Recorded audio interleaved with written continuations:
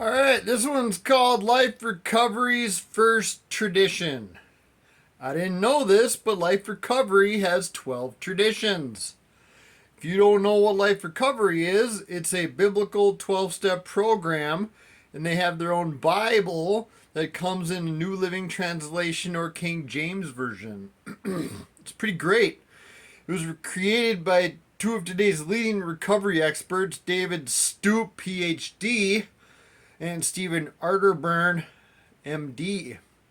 It has help notes at the bottom of nearly every page, the 12-step program throughout, and motivational and inspiring devotionals. It also has a workbook that goes with it to walk you through the steps. There's also a devotional. 2 Corinthians 1:4, He comforts us in all our troubles so that we can comfort others when they are troubled. We will be able to give them the same comfort God has given us. This is the verse at the top of the page of the Life Recovery 12 Traditions webpage. 2 Corinthians 1:4, He comforts us in all our troubles so that we can comfort others when they are troubled. We will be able to give them the same comfort God has given us. I love this verse. The point of recovery is not to stop being idolaters, although that happens when you begin to heal.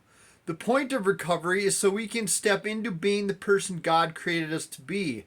And the person God created all of us to be is a person who benefits everyone, not just ourselves. Only a healthy, whole, complete person can comfort others in trouble. Unhealthy, broken, incomplete people rely on the happiness they get from good circumstances. An unhealthy, broken, incomplete person can look like they have it all together in the right situations.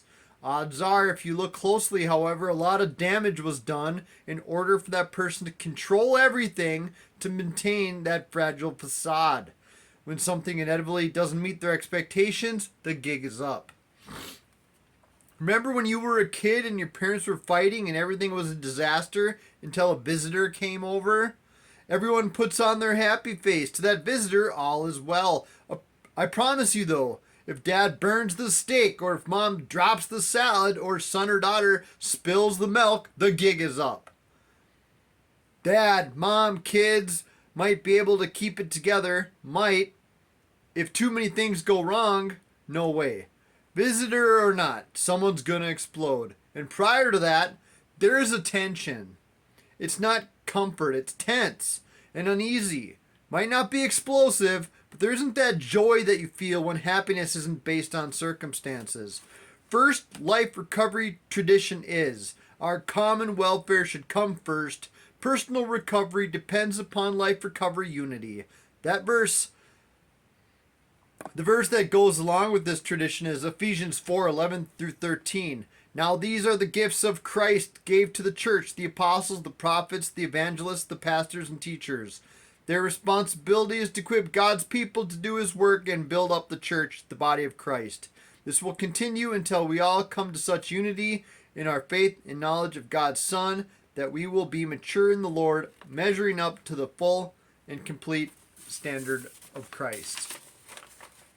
The tradition says personal recovery depends on life recovery unity.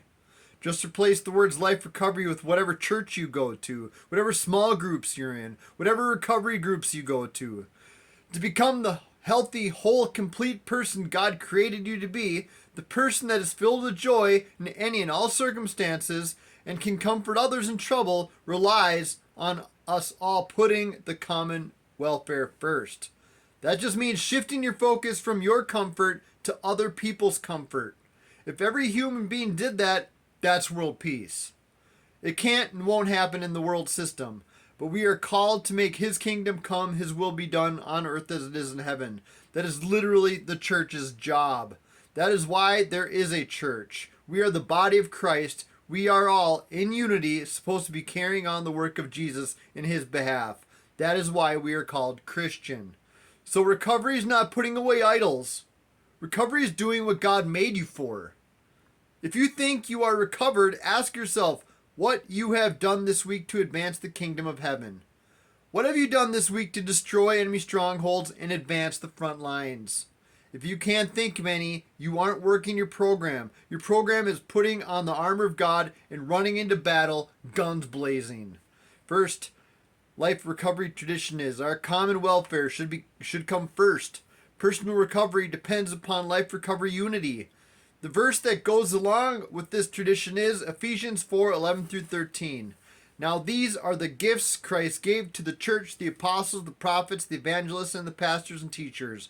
Their responsibility is to equip God's people to do his work and build up the church, the body of Christ. This will continue until we all come to such unity in our faith and knowledge of God's Son that we will be mature in the Lord, measuring up to the full and complete standard of Christ. My job, I guess, is to be a teacher, and my responsibility is to equip you to do his work and build you up. So I have some questions that you can answer below. What work is God's work? Like, what is it? What is that? What work? What do you need to be equipped to do God's work? How can pastors and teachers help you? What's their responsibility? What's their part? How do they equip you? How does unity amongst the body help in personal recovery? Can you explain how doing his work is recovery?